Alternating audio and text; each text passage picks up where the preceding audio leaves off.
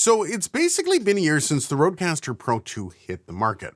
And we're going to be getting somewhat of a follow-up very soon with the Rodecaster Duo. Still no word on when that's being released, but I will be getting a review out close to day one for that. So make sure you get subscribed so you don't miss a thing there. But I thought it would be a great time to look at how the Rodecaster Pro 2 has aged over the past year, go over some of the improvements, as well as discuss the workflow of the unit since it was released.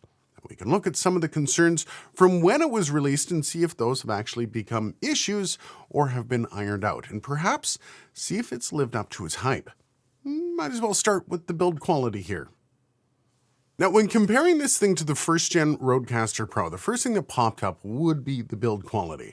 Clearly, it's a bit of a downgrade when you're comparing the half-plastic chassis of this thing to its predecessor. Though, as the days turned to weeks into months, I'm not really gonna lie, I didn't notice it anymore. This thing wasn't a mobile device for me though, so not really surprising there.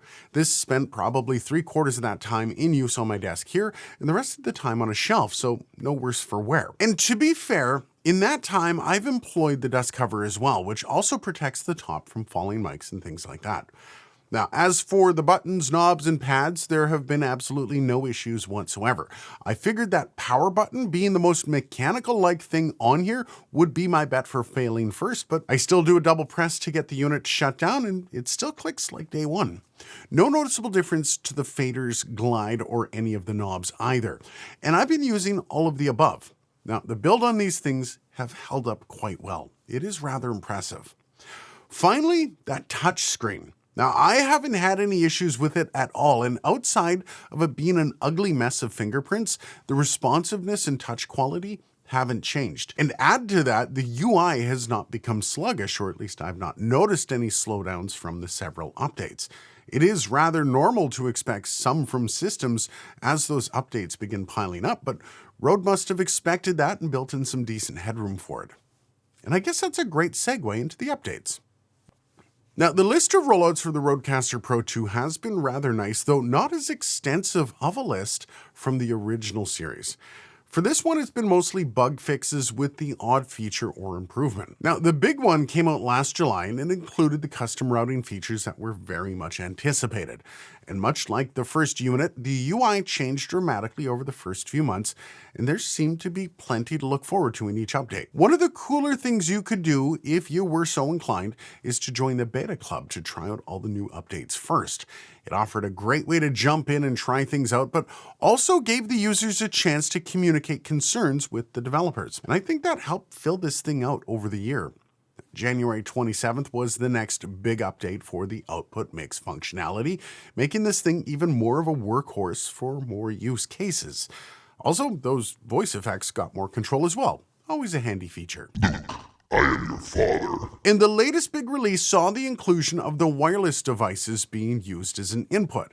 It's a fun new feature that just tied all of the Rode ecosystem together even more. I did hear a few people muttering about them gatekeeping usability on the unit by not telling us this would be an upcoming feature, though I do know that this stuff isn't easy to implement. I think it's probably better for the company to stay quiet on something that never comes out than to promise big and fall short. Either way, whether they're gatekeeping or not, it's a cool feature and it just gives people one more way to get their audio on the board. By the way, do you think we're still able to come up with ideas for this thing to expand on it? Curious what your big idea might be for an update. Hit me up down below. And this is an interesting one. Now, my workflow on this thing hasn't really changed. That said, I'm not the uber power user that many of the updates have been aimed at, as I'm not going overboard with custom mixes for things. But for things like live streaming, the ability to play with those mixes have opened up possibilities, and it has been really nice to just have something work. And before the Streamer X came around, this thing was my ultimate go-to for live streams. In the beginning, I did shelve this thing for a bit and relied on other interfaces for my review work, for a few reasons. First off, the size of the unit I found kind of cumbersome. That is until I realized you could just mount it and it wasn't really an issue anymore. Also, in the beginning, I found issues with the multi-track drivers as it would fail out on Audition when other audio sources were open on my computer. Now, that was a big issue in the beginning, and it was just due to applications in Windows and the unit not wanting to properly change sample rates. Not sure if this was a Windows update or a Rodecaster Pro 2 update, but that issue, no longer there. But each time this thing left my desk, I found it took some of those features with it, and I missed them. So this thing found its way back around Christmas, and it hasn't left. It's a perfect unit for multi-microphone comparisons, and because of that, well, I just haven't looked back.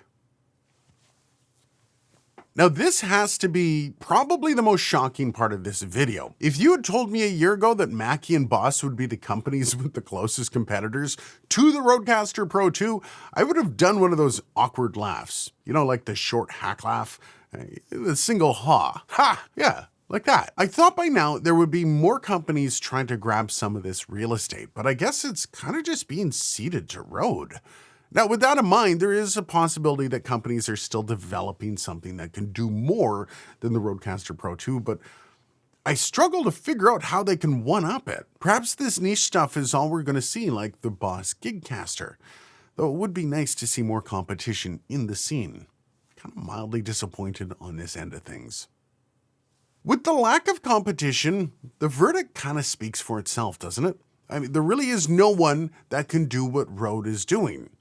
To be fair, I have not been hands-on with the Mackie yet, though with the research I've done, while it is an option, there's nothing to suggest its very existence is putting any pressure on Rode. And with Rode not resting on their earlier releases and pushing things forward as though there were pressure, I think it's safe to say that the Rodecaster Pro 2 is still on top of the heap. And that's due mainly to their big ecosystem that they've been building out. And I'm curious to see how that ecosystem begins to mold together with things like the new Streamer X possible lineup. And I think that will be the key to Rode staying on top for good. Companies will be able to release products like something Rode did, but without all the interconnectivity of the products, it's going to be hard to overcome, kind of like a certain other company has done. Weird, eh? Anyways, for now, I think there's really nothing on the market that can outperform the Rodecaster Pro 2, even 1 year in. And with the Duo due out soon, get subscribed, you don't want to miss that. Rode is only competing with themselves and consequently cannibalizing their own sales with each new release. Is there a company out there that can even compete now, a year later? Let me know down below. And as always, thanks for watching.